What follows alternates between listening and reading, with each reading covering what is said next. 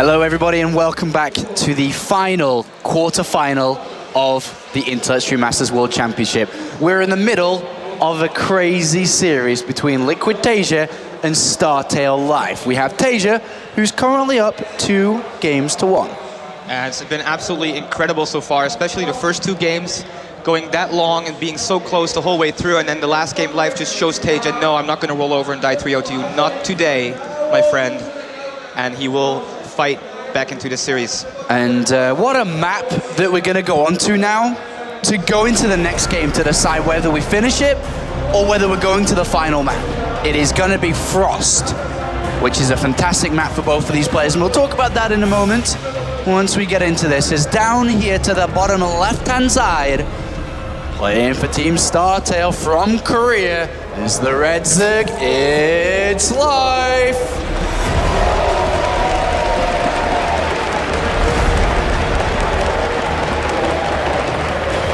And in the top left, currently up 2-1, the blue Terran player showing some incredible resilience so far in these games. It is Liquid Tasia. So, Liquid wrecked. This map, Frost, is the most favored map out of all maps that pro gamers have played within the Internet Masters and the World Championship Series, parallel to each other. Why is that? I mean, it's been around for a while, and also I feel like it's a very balanced map. So not a lot of races want to veto it, because it's like a pretty fair fight most of the time.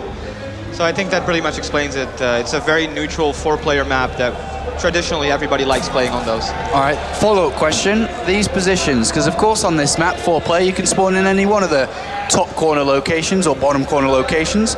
What do you think about this then for StarTale Life? I think that these positions are reasonable for Life. Like, cross position is probably better for him, but he will have an easy access to his 3rd base and it will not be too exposed. But the problem here is, where does he take the 4th base? Does he go to the right side of the map, which is very far away and there's a high ground right next to that base? Or does he go to the inner 4th, which is very close to Tasia? And the same thing for Tasia is about, where is he going to take his 3rd base? Is he going to take it towards Life and then just keep pushing? Or will he take it further away? And I think a lot of that will dominate the flow of the game. All right, well, the opening build order here for Tasia has changed up. Coming into the 4th game here, we have a command center first, and barracks, and then gas. So this is pretty much the same as a Reaper opening, just without the Reaper, because he's going to be going up towards a couple Marines and then the factory, the command center, and should be playing it out very, very similar. So both players looking for macro and economy-focused openings here. And actually, from Life, squeezes in the 3rd hatchery here. Incredible economical play from Life, getting that 3rd base so fast. Yeah. And this is all because he saw that there's no Reaper on the way, so he doesn't have to really worry about anything for now. And he'll be able to go get his queens and just keep droning for a very long time against this opening. And, well, he's got until the Hellions come out to do whatever he wants. And we'll see that it should be just complete drone production coming out from him. I wouldn't be very surprised if he turns this into any form of aggression, but having this 3rd hatchery down, that's a lot more lava. That's a lot more, as you say, the D word, your favorite word. Indeed. Anyone's favorite. Everyone's favorite word, drones. 6 lings, additional to the 2 that are already out. Yeah, Liquid erect. That's a lot of lings, and Tasia needs to make a bunker very, very soon, but with him seeing that 3rd hatchery, is he really going to be in the mindset that he will need that bunker super quick? Maybe not, and it doesn't look like he's making it so far. The SCV will come back, and this SCV should make the bunker. Yes, it does, but Life might have a little bit of a timing here where you can get the lings inside Tasia's Marines and do some damage. This would be a great start here for Life. He's got 8 Zerglings out. He's waiting for them to be together there, it looks like. He's waiting for the wolf pack, but he's going in. There's 20 seconds left on that bunker. If that completes, then the Marines are fine.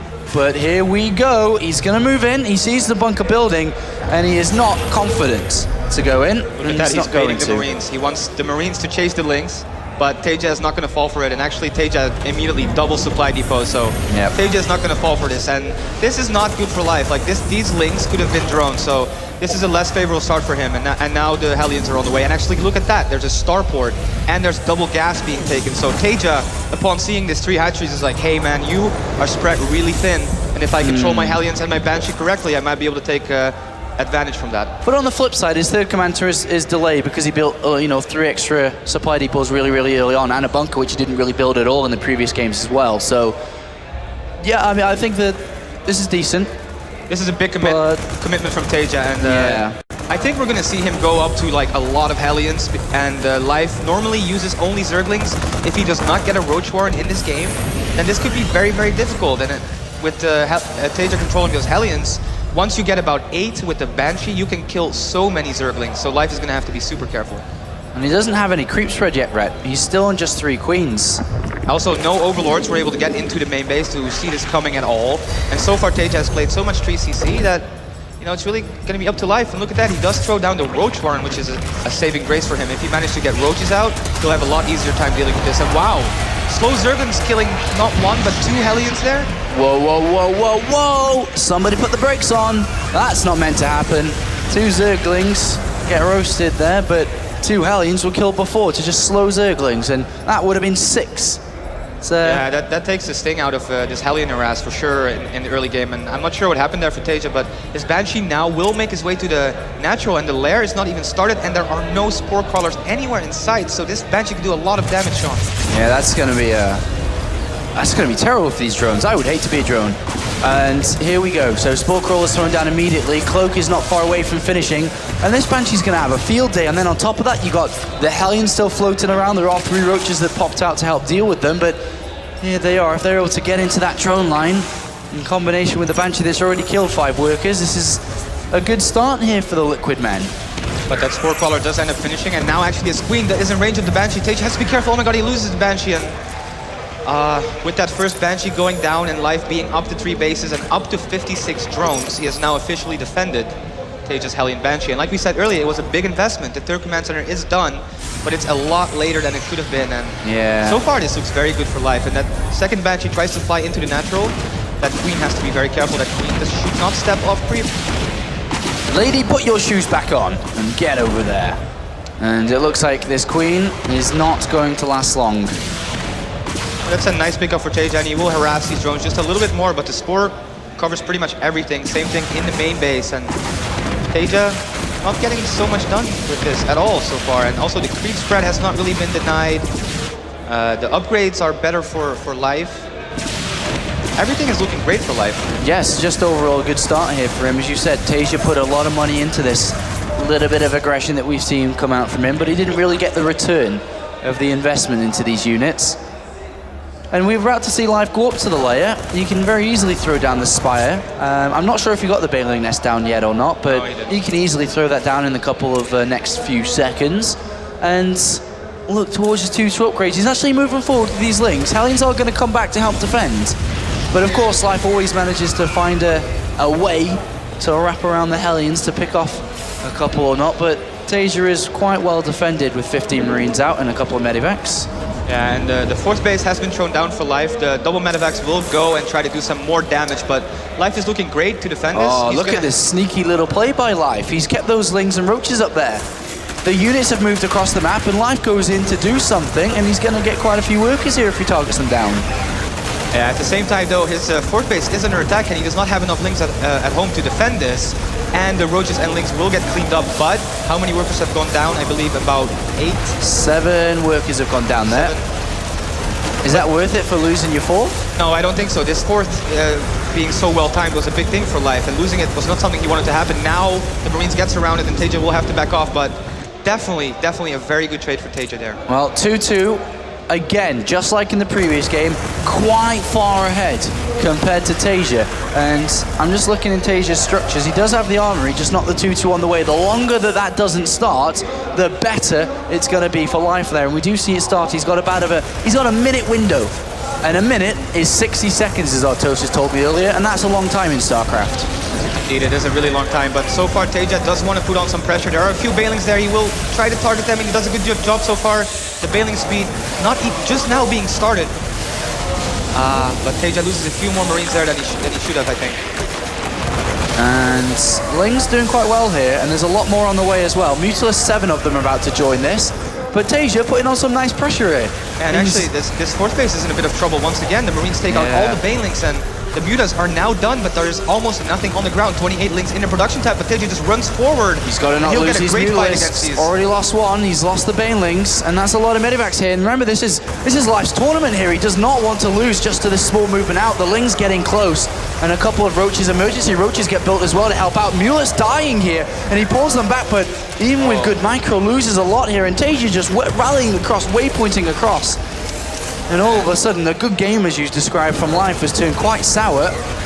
Yeah, and Life kind of just gets caught with his pants down there without any banelings, and now Teja is just stimming these Marines forward relentlessly. There's a constant stream of units coming from his ways towards the Life base, but the 2-2 will now finish as well with the baneling speed, so now Life has a better fighting chance against this, and he will actually manage to save his 4th base, which is a big deal. Yeah, he saves his 4th base, he's still got a lot of units pumping out, and as you can see now, 2-2 has completed. And baneling speed not even that far away either, but the Mulis count is low. This has been a great set of trades here for Teja. And he's going to be able to defend this here from now. Yeah, like you said, there's no mutas, and these roaches are not something that Life wanted to make at all. Yeah. So Teja does not have to worry at all about being harassed. For the next, I don't know, 5 minutes, he can probably just keep attacking, and now there are some mutas, but not quite enough to do anything about these medevacs. And look at that opportunity for Life to use those 2-2 upgrades is gone, because we're about to see 2-2 complete here for Teja. Hellbats and Thor's been added into the mix, as well as Blue Flame. And Teja's been busy adding barracks. His production is about to ramp up heavily. He's making the Hellbats once again. He's got the Thors, and all is missing from his play right now is a 4th base, and it will get thrown down. But Life, his 4th base being so close towards Teja, this could be a problem. Yeah, and he's going to try and take this fight and defend, but he's also got Lings on the counter-attack here, and somehow he's going to find his way past the natural. He's going to try and enter the main base or the natural mineral. I'm not too sure yet, but good trades again there by Teja. And once again, Life loses all his banelings, and if there's no banelings, then even 2-2 Marines are so scary.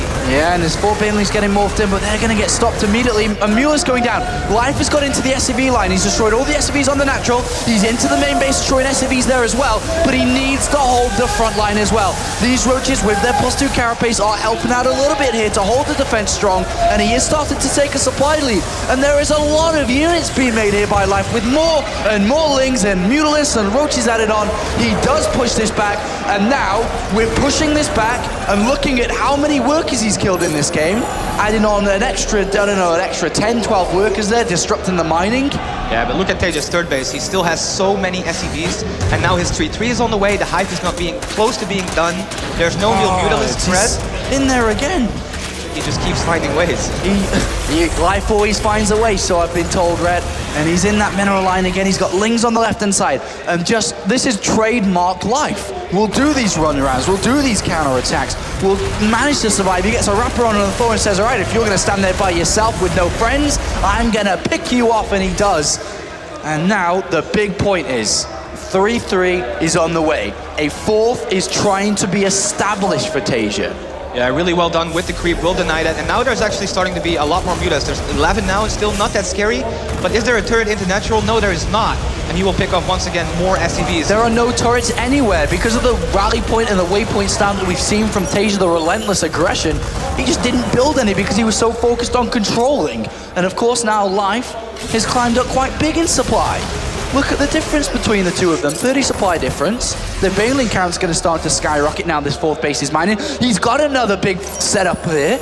There's also a drop on the 3rd base of Life.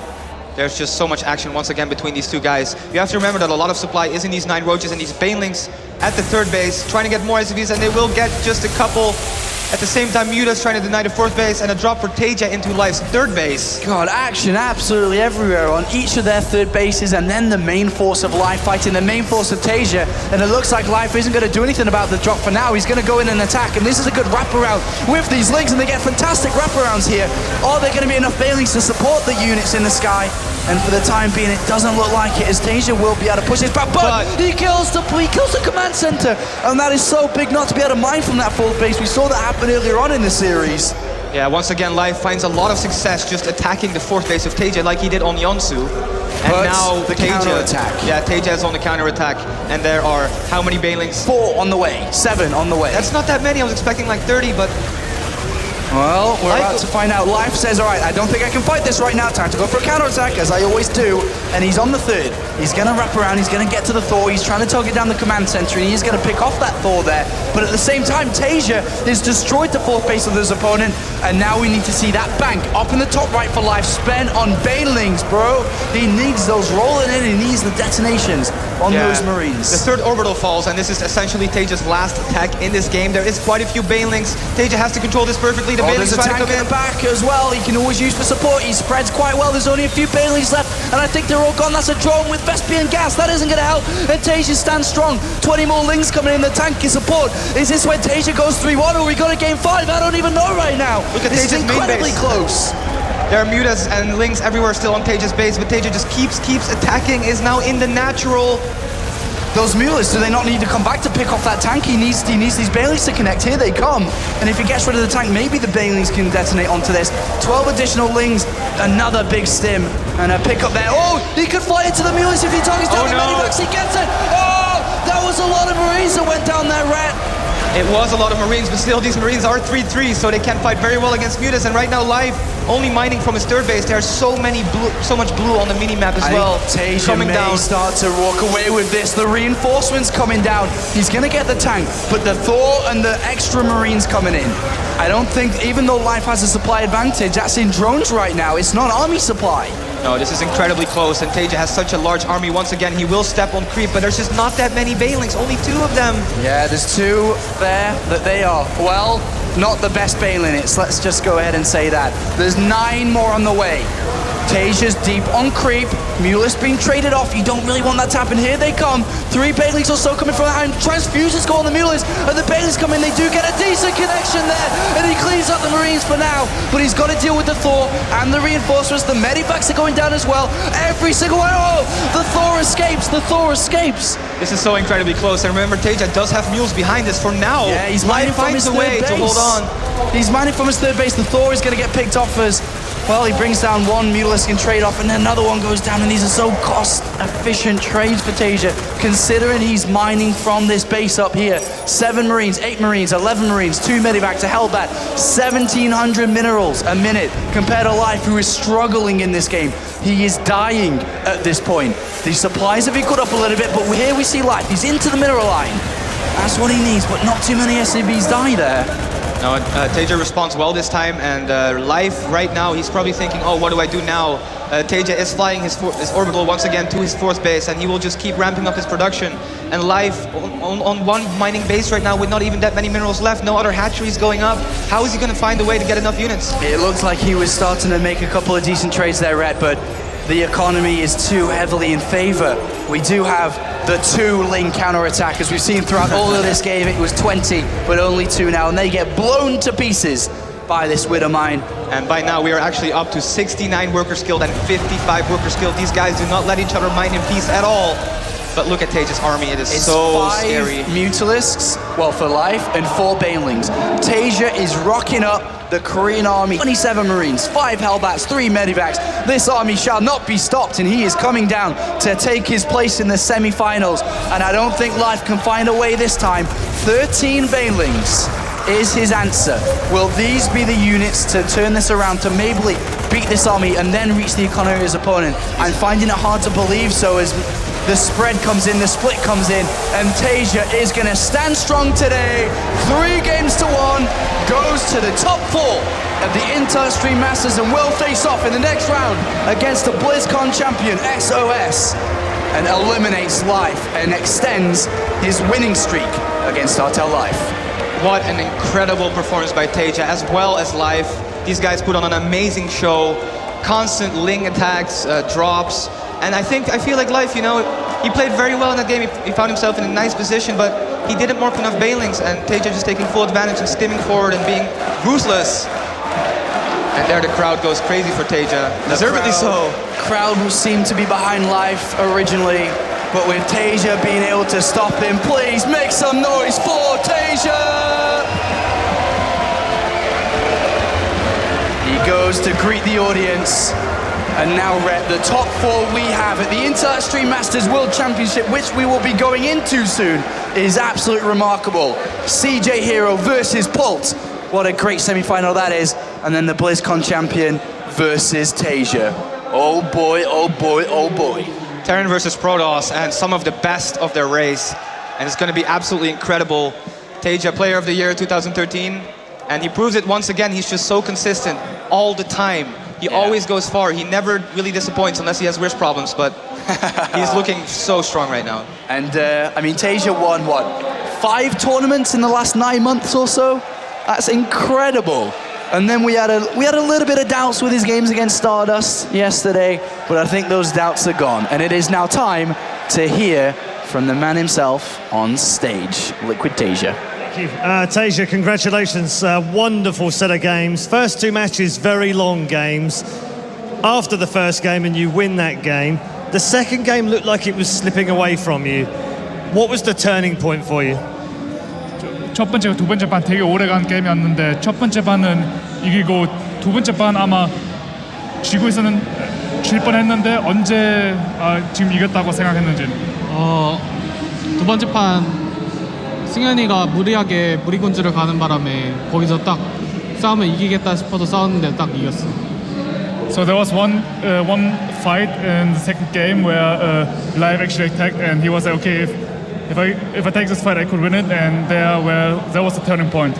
Okay, so at 2-0, comfortable, everything looks great. You've already had 3 victories against Life in the last 3 matches. In fact, he's never beaten you in Heart of the Swarm. But then he comes back and he's always very aggressive. Were you worried at all at the end of the third map? Did you suddenly think, okay, I need to keep calm now? 또 이때까지 라이브 선수한테 한 번도 안 졌는데 하드스 스웜에서 그래서 세 번째 판 들어갈 때 라이브 많이 공격적이었었잖아. 많이 공격했는데 너 언제 이거 아마 질 수 있다고 걱정했는지 요 베스트 5. 일단 세 번째 판도 제가 이겼다고 생각했는데 손이 갑자기 안 움직여가지고 지게 된 것 같아요. 네, 그래가지고 뭐 이 판 저도 다음 판 이기면 되지 이런 생각으로 했어요. So actually the third game he saw that he won it as well, but actually his hands didn't work that well, like his fingers and stuff. And he was like, okay, even if I lose this one, I just have to win the next one, then I'm through. Okay, I mean, a little safety net there. You've never won the Intel Extreme Masters. You seem to have won everything else, though, but not the Intel Extreme Masters. Explain to me how much it would mean to win this one in particular. 이때까지 IEM은 우승을 못했는데 다른 대회는 우승했는데 IEM은 우승 못했는데 IEM 우승하는 거 얼마나 중요한 건지. 일단 제가 이번 IEM이 첫 참가거든요. 그래가지고 첫 참가만에 우승하면은 더 멋질 것 같은데 또 게다가 상금이 1억이라 더 우승하고 싶어요.